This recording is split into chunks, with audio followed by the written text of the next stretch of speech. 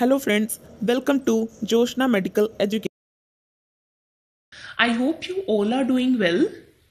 Friends, last video में मैंने part 1 को एक्सप्लेन किया था जिसमें मैंने लीवर को कवर किया था।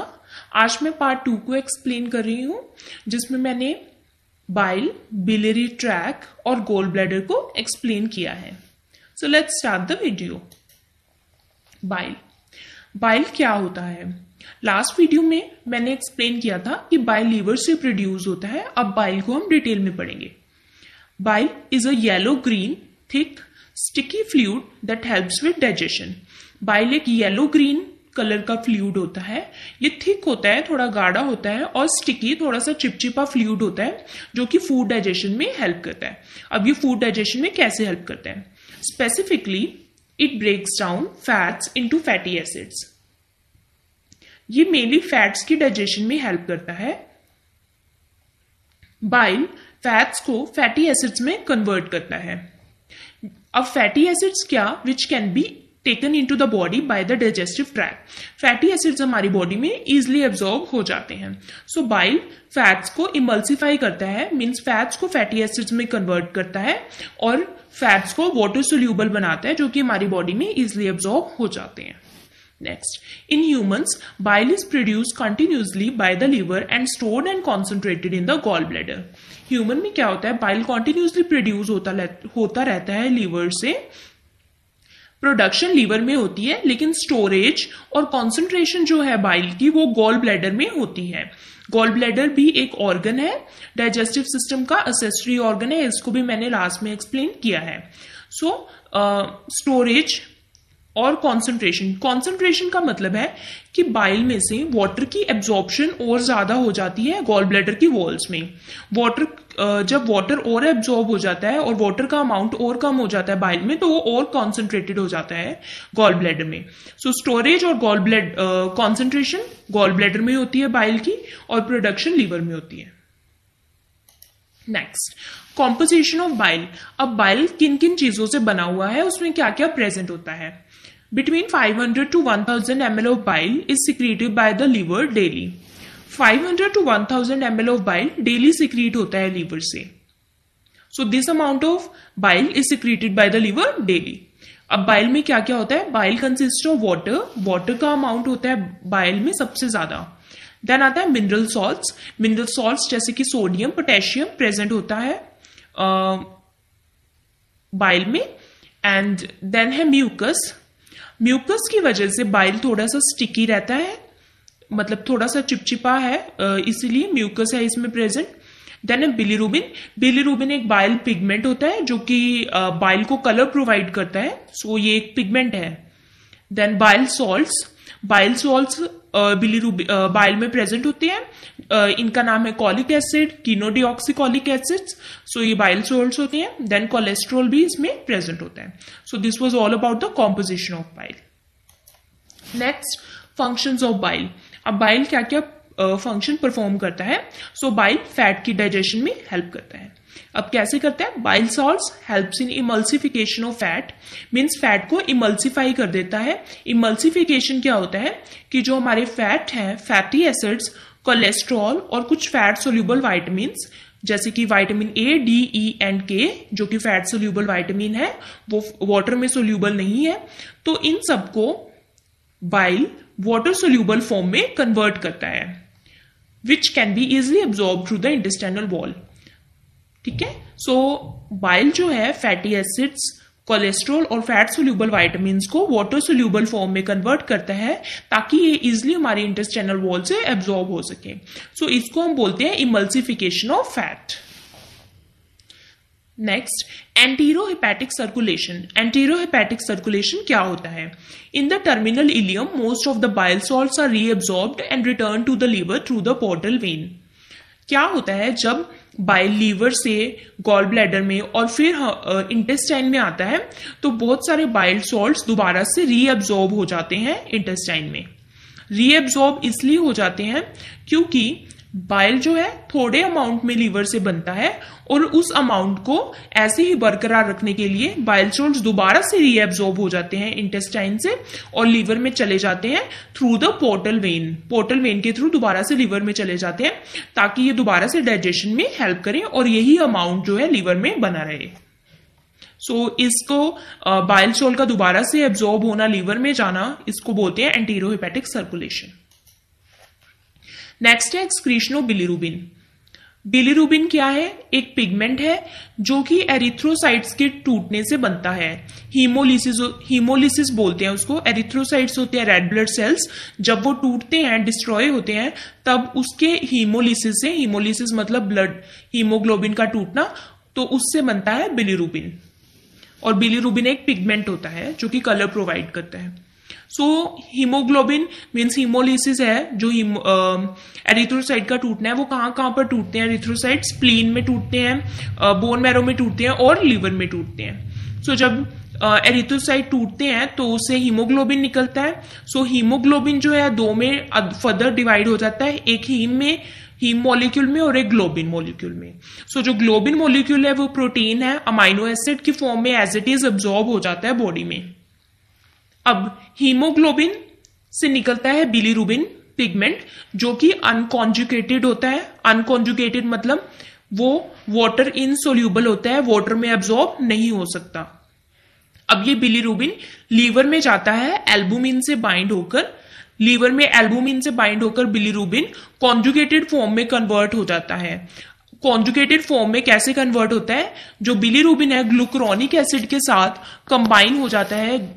ग्लूकुरोनिक एसिड की वजह से बिलीरुबिन कॉन्जुगेटेड फॉर्म में कन्वर्ट हो जाता है, तब ये वाटर सोल्यूबल बन जाता है। सो लीवर में बिलीरुबिन की कॉन्जुगेशन होती है। जो बिलीरुबिन है वो वाटर सोल्यूबल फॉर्म में कन्वर्ट हो जाता है। सो हिपैटोसाइट से ही ग्लूकुरोनिक एसिड निकलता है। जो लीवर के सेल्स हैं हिपैटोसाइट्स, वहां से ग्लूकुरोनिक एसिड निकलता है। और जो मैंने आपको पहले बताया था कि स्प्लीन, लीवर और बोन मैरो में जो डिस्ट्रक्शन होती है वो जो लीवर में हिपैटिक मैक्रोफेजेस सेल्स प्रेजेंट होते हैं उनकी वजह से डिस्ट्रक्शन होती है। हिपैटिक मैक्रोफेजेस को कुफर सेल्स भी बोलते हैं और ऐसे ही सेल्स स्प्लीन और बोन मैरो में भी प्रेजेंट होते हैं। सो अब यहां पर बिलीरुबिन की कॉन्जुगेशन होगी with the help of glucuronic acid.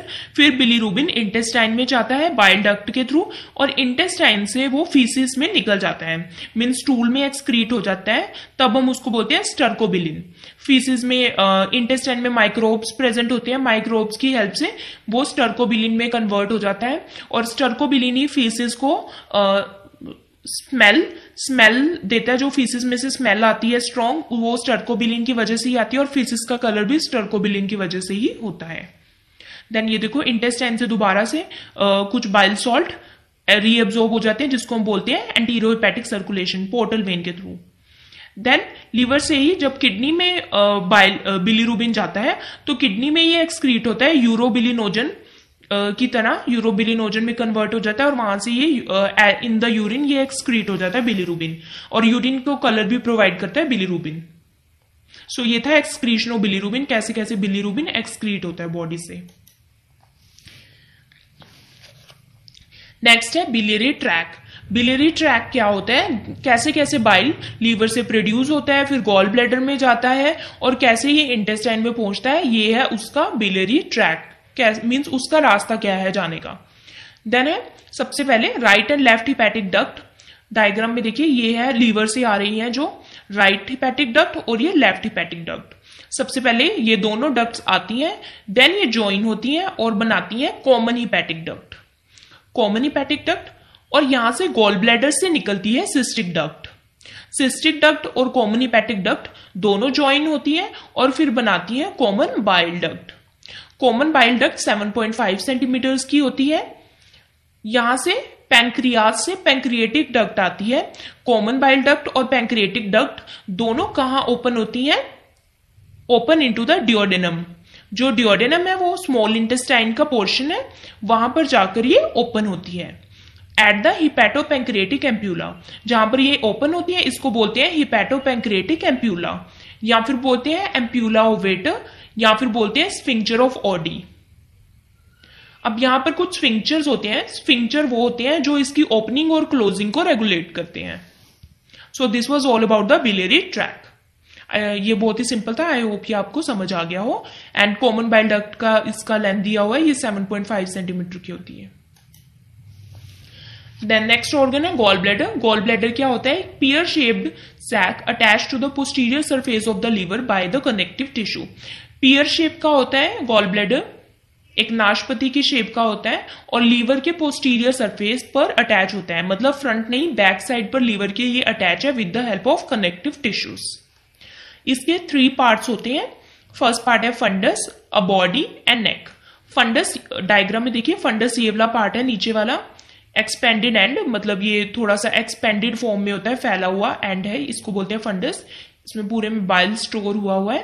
Then है बॉडी। बॉडी ये वाली है जो इसका मेन पोर्शन है गॉल ब्लैडर का, इसको बोलते हैं बॉडी। और ये है नेक। नेक जो है सिस्टिक डक्ट के साथ कॉन्टिन्यूज में है, मतलब सिस्टिक नेक के बाद सीधा सिस्टिक डक्ट में वो ज्वाइन हो रहा है। सो ये है गॉल ब्लैडर के पार्ट्स। नेक्स्ट है structure of gall bladder. 3 layers होती हैं इसकी गॉल ब्लैडर की, बिल्कुल सेम स्ट्रक्चर है जैसे एलिमेंट्री ट्रैक का होता है। सबसे आउटर लेयर है पेरिटोनियम। पेरिटोनियम जो कि इंफीरियर सरफेस को कवर किए हुए है गॉल ब्लैडर के। देन है muscle layer. Muscle layer oblique muscle fibres की बनी है। और लास्ट है mucous membrane. Mucous membrane displays small rugae when gall bladder is empty and disappear when distended with bile. जब गॉल ब्लैडर एम्प्टी होता है तो उसमें मसल्स के फोल्ड्स बन जाते हैं स्मॉल स्मॉल, जिसको र्यूगे कहते हैं। और यही फोल्ड्स तब डिसअपीयर हो जाते हैं, गायब हो जाते हैं, जब उसमें बाइल पूरी तरह से फिल हो जाता है। नेक्स्ट है फंक्शंस ऑफ गॉल ब्लैडर क्या है? सबसे फर्स्ट है reservoir for bile. Bile produce होता है लीवर से, और रिजर्वॉयर मतलब स्टोर होता है गॉल ब्लैडर में। सो ये स्टोरेज करता है बाइल की। नेक्स्ट है concentration of bile bye absorption of water through the walls. ये मैंने पहले भी बताया कि बाइल की कॉन्सेंट्रेशन भी गॉल ब्लैडर में ही होती है। कैसी होती है कॉन्सेंट्रेशन? कि जो वाटर का कंटेंट है बाइल में वो और ज्यादा एब्जॉर्ब हो जाता है water through the walls of the gall bladder, तो उसकी वजह से बाइल में वाटर का कंटेंट कम हो जाता है और ये और ज्यादा कॉन्सेंट्रेटेड हो जाता है। नेक्स्ट है रिलीज ऑफ स्टोर्ड बाइल। अब जो स्टोर्ड बाइल है जब जरूरत पड़ती है तब ये रिलीज हो जाता है गॉल ब्लैडर से। नेक्स्ट है the muscle wall of gall bladder contracts by the hormone cholecystokinin CCK and the bile is secreted into the duodenum.